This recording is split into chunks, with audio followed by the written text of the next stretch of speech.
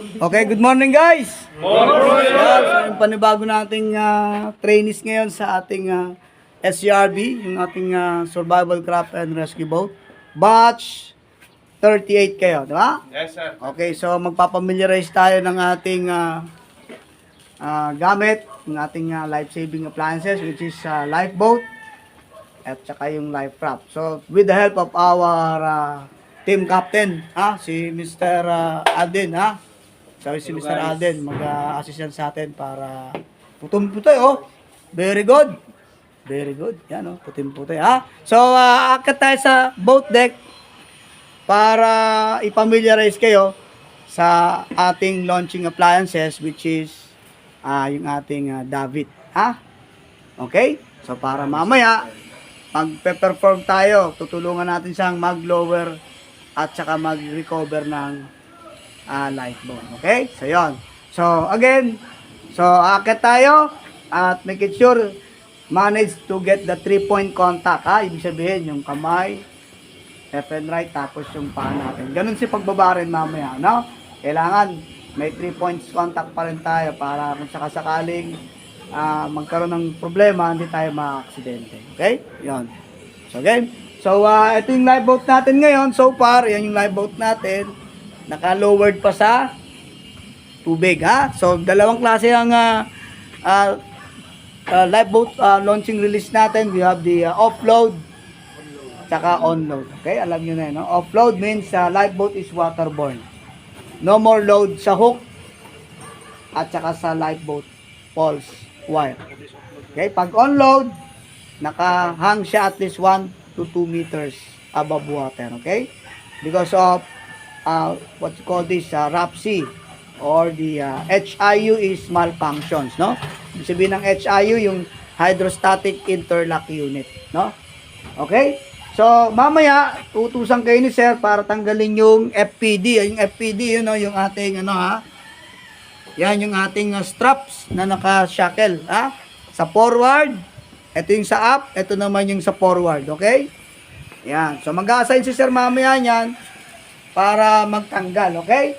So, kung sino man yon, so yung veterano sa barko. Sino ba yung mga AB dito?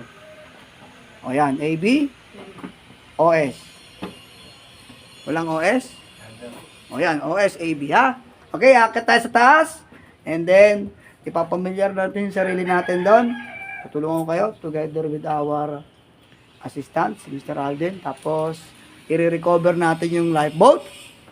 Ibabalik natin yung mga fittings, yung stopper bar, okay, at saka yung ating tinatawag na gripes, no? Yung gripes or we call that auto trigger wire. At saka yung harbor pin, papakita din natin mamaya, no?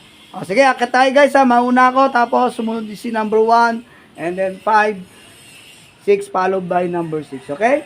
Sige, punta tayo sa lifeboat natin.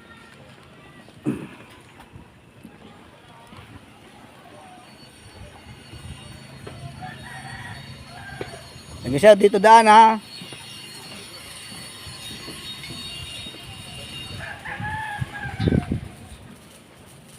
Ayan, okay. Sige, formation lang, may number naman yan. So, kahit na medyo magluwang na kayo kasi konti lang tayo, Ayan, pwede na kayo dyan. Ayan.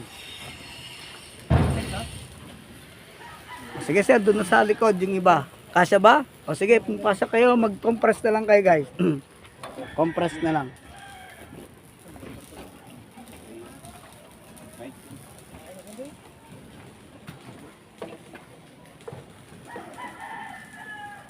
Okay, Sir Alden, baka pwede kang masama doon sa picture natin. Yun, compress kayo para makita si Sir Alden, no? Malapit na tayo magkaroon ng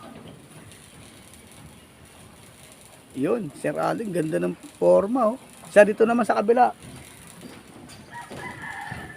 Pang ice cream yan mamaya, Yan, Sir Alden, Galing. Okay, so good morning, ako muna, So guys, ito yung ating tinatawag na boat deck, okay? Kung saan makikita natin yung tinatawag na ating survival craft, which is yung lifeboat. So, nakita na natin kanina yun, And of course, yung life raft. Okay, ito yung life raft natin. At saka yung nasa baba kanina, yun yung lifeboat natin. Meron pa rin tayong isang life raft dyan, ano? Yun, okay? So, guys, itong puting nakikita natin, ang tawag dyan ay davit frame, ha? Ito yung davit frame, ha? This is the davit frame, ha? Okay, that's the davit frame. At yung long elongated na yan, na parang stick na malaki, we call that davit arm, okay? Yan. So, yung nakikita nating wire, we call that lifeboat false wire.